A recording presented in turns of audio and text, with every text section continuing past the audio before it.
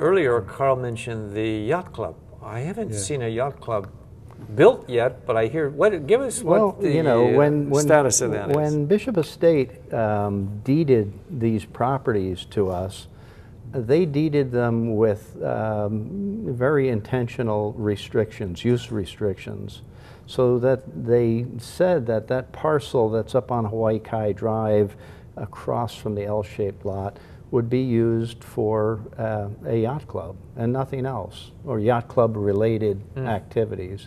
And there's another parcel, another 3 acres way in the back of the marina that was deeded very intentionally for maintenance purposes, to maintain the marina. And my sense of that is it has a very nice boat ramp and is probably intended to facilitate taking dredge material away in the days when we can no longer use our rim islands. The other thing that Henry Kaiser did quite intentionally and as a far-sighted move, he created 3 atolls, if you will, in the marina to serve as collection points for dredge spoils.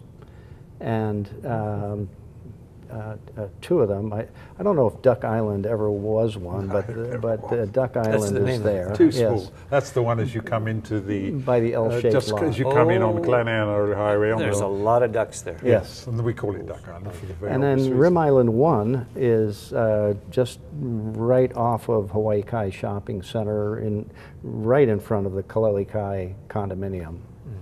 And then Rim Island 2 is in the upper marina. It's the biggest of the 3 of them, and in the process of doing the last dredging, if you can imagine this thing as an atoll, where Kaiser, built up this berm and left a puka in the middle to put yards and yards and yards of dredging material. Well, during the last dredging, we put a lot of yards of dredging material, and in the process, we inadvertently created a wetland there. Oh, federal government regulations are coming to mind already. So the stilts, the endangered Hawaiian stilt, come and forage there. It attracted them to come. Yes. Yeah, it became a natural. They survive. They need shallow water in the region of about 6, 8, 9 inches deep, and they can forage there. There's not enough food for them to sustain breeding.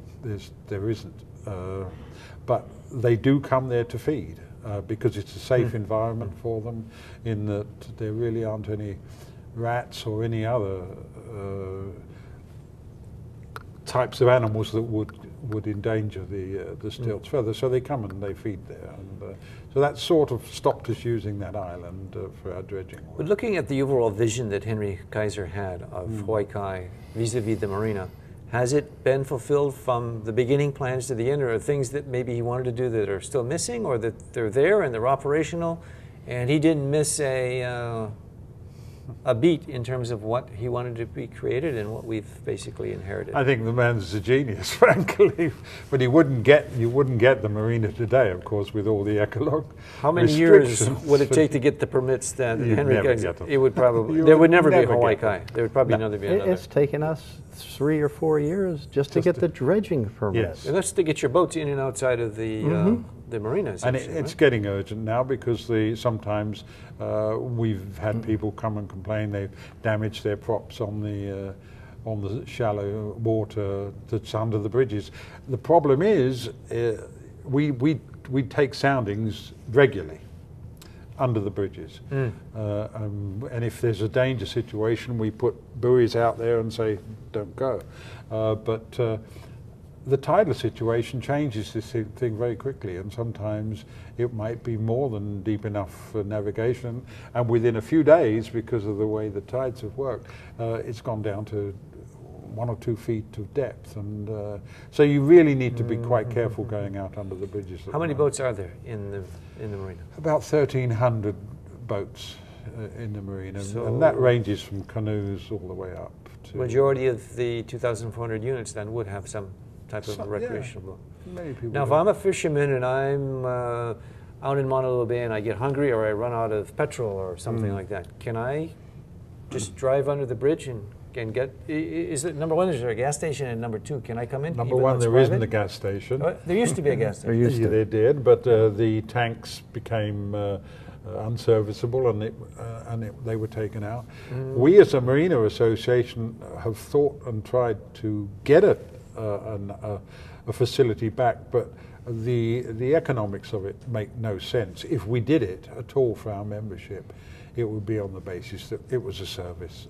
It won't pay for itself. I mean, fortunately today with the credit card system, you probably could put some pumps in, and you wouldn't have to man them.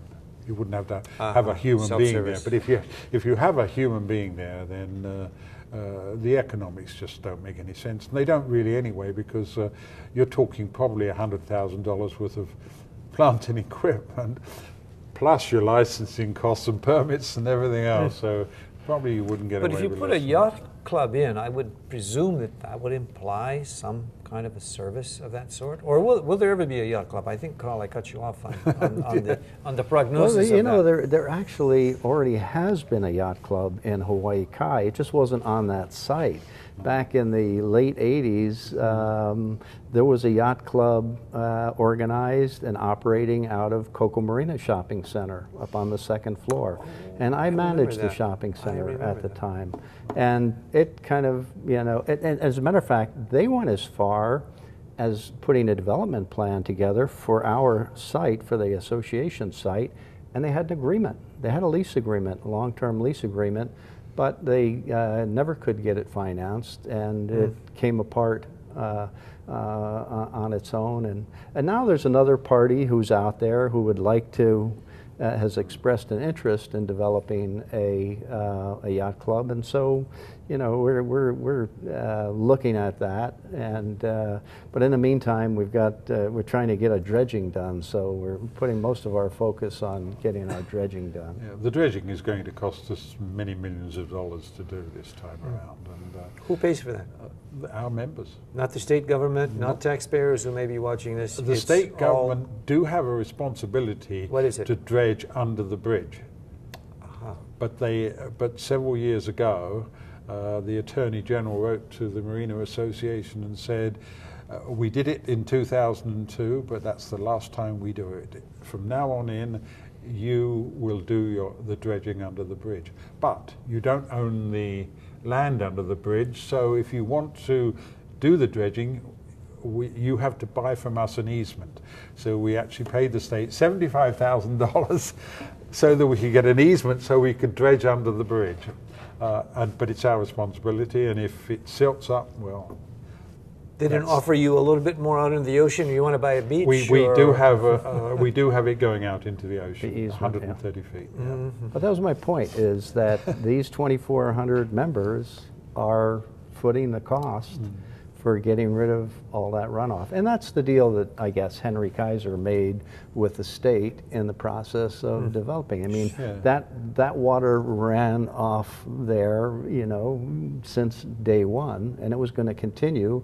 And I guess the state had the foresight to say, you know, if you're going to develop, you need to understand that you're going to continue to collect the runoff, and you'll just have to deal with it. Yeah. So it's part of the monthly membership, or it's a surcharge to do? No, we try not to surcharge. The last time we dredged, we did. There was an assessment made on all members, but this time we've pretty well focused on the need for this, and we do have the money in hand, or pretty well in hand anyway.